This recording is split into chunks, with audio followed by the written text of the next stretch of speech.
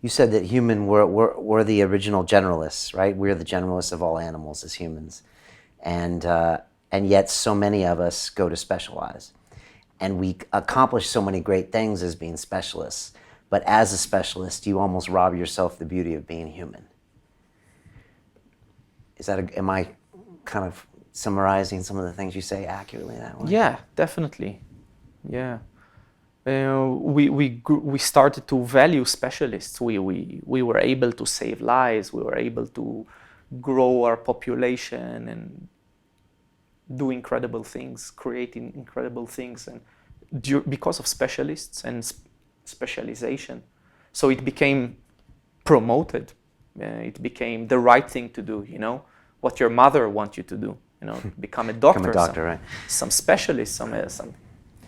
And but we paid a certain price of living a more diverse, flexible, healthy life. You know, it's a little bit like also in movement. It's a very similar concept where many people come up to me and say, "Hey, you're training so many hours a day. I train 6, 8, 10 hours a day. So this is not healthy anymore. You're destroying your body."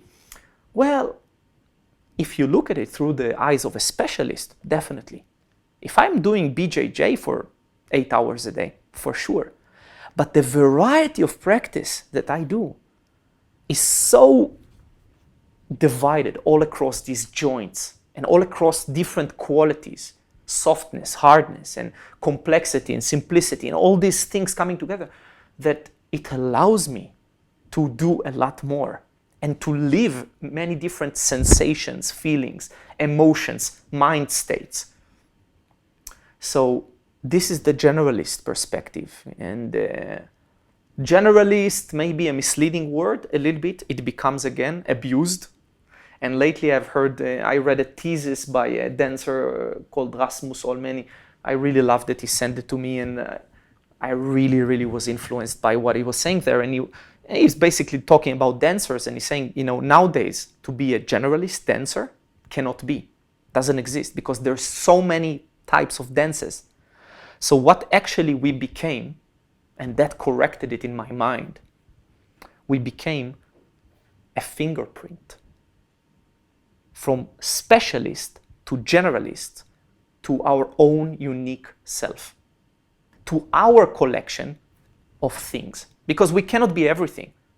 It's not like I can be the hunter, the shaman, and the gatherer, and the builder. Now there is so many titles. You can't be everything, but you choose what you want to do, what you want to be. For example, you have a very unique combination of things. Yeah, you're interviewing people, but you're also doing all these weird other things that usually, traditionally, someone who does interviews, such a journalist, does not do. So that's a very unique fingerprint, Brian, bam. And that's what I'm moving towards with myself and with my students, is exposing them to a lot of general practices, but then saying one day, okay, it's time to choose. Okay, so there is a choice to make. There is a choice to make, because there is so much, there is too much. Collective knowledge is above and beyond what one person can take. But you'll be surprised at how much we can take still. Right, okay. You talked about movement there. In the last year, can you remember that one day where you had, in your mind, the best day of movement for Ido Portal? And could you describe what that day was like? You know, you said there's soft movements, there's hard movements, there are movements that make you feel this way or feel that way. Could you walk me through what that day might look like? To watch the rest of this fascinating interview, click on the link below and go to londonrealacademy.com. There you can sign in with your social media, log in and watch the rest of the episode for free, along with all of our episodes on London Real, my webinars, and all of our premium content, all located over at londonrealacademy.com. So click on the link below, you'll be directed there and you can watch the rest of this fascinating interview, and I'll see you there.